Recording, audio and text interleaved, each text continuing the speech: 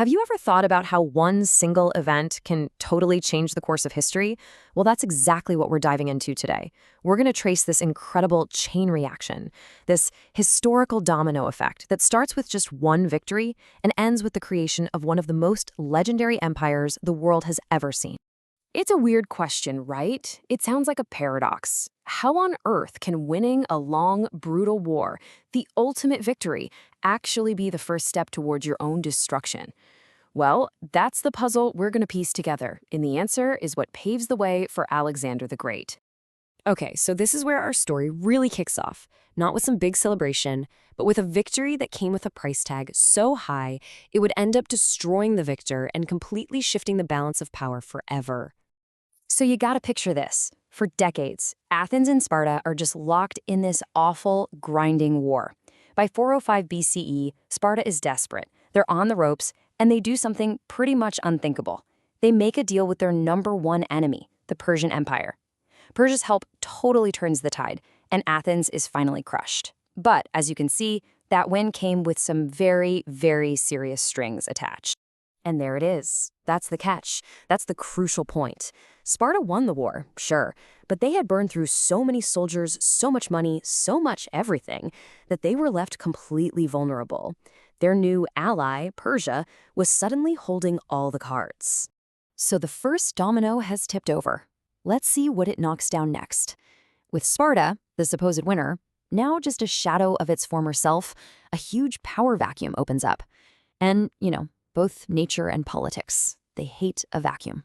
I mean, you can't make this stuff up, can you? The irony is just incredible. One minute, Sparta is on top of the world, celebrating their victory over Athens. The next, the tables have completely turned. Their dependency becomes total submission. The victor is now the victim, basically a puppet of the very empire they invited in to help. And here's the thing. This wasn't just a Spartan problem. Because Sparta was the top dog in Greece, their collapse meant the entire Greek world fell under Persian influence. All that freedom they had fought for, gone, replaced by the shadow of a foreign empire. And this right here, this sets the stage for a new hero to emerge. So, with the traditional Greek powerhouses broken, everyone's attention starts to shift north to a kingdom that most Greeks considered kind of rugged and uncivilized, Macedonia. But that was all about to change, big time. And boom, a new force and a new leader steps onto the scene. Philip II of Macedonia sees this huge opportunity. He sees a fractured Greece suffering under Persian control, and he kicks off a campaign with this incredible, unifying mission to liberate all of the Greek city-states. But history has a flair for the dramatic. Just as this new chapter is getting started, things take a sharp, violent turn.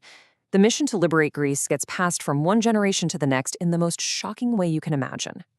It all goes down so fast. Philip is building this incredible army, he's starting his campaign, and then bam! In 336 BCE, he's assassinated. The entire plan, the army, the mission, it all suddenly falls on the shoulders of his young son Alexander.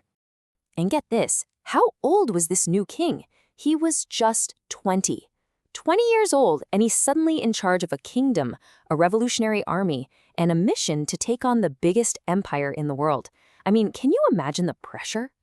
But let's be clear, this was no ordinary 20-year-old. He didn't just inherit an army. He inherited a crystal-clear purpose. And, oh yeah, he was tutored by one of the greatest minds in all of human history, Aristotle. So he had this fierce ambition that was more than ready for the insane challenge ahead of him. And this, right here, is where the dominoes really start to fall, fast and hard. Alexander doesn't just continue his father's work, he launches a campaign of conquest so fast and so huge, it literally becomes the stuff of legend. He doesn't waste a second. He immediately crosses into Asia Minor, what we call modern-day Turkey, and just starts dismantling Persian control, freeing one Greek city after another. The liberation his father dreamed of? It's happening, and it's happening fast. But he doesn't stop there. Not even close. He swings his army south, marching straight into Egypt. And here, he's not seen as some foreign invader. No, they see him as a true liberator from years of Persian oppression. In fact, the Egyptians welcome him so enthusiastically that they actually declare him their new pharaoh. From there, he turns his sights on the big prize, the heart of the Persian Empire itself. He marches into Persia, takes on the massive armies of King Darius III, and in battle after battle, he completely shatters the Persian military machine. And that is it. That's the final domino. With Darius defeated and on the run, Alexander's victory is absolute. He's not just the king of Macedonia anymore, or the liberator of Greece. He is the new, undisputed king of Asia.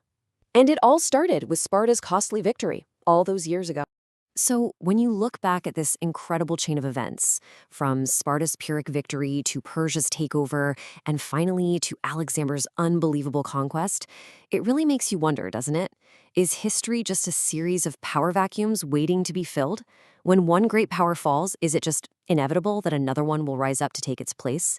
Something to think about.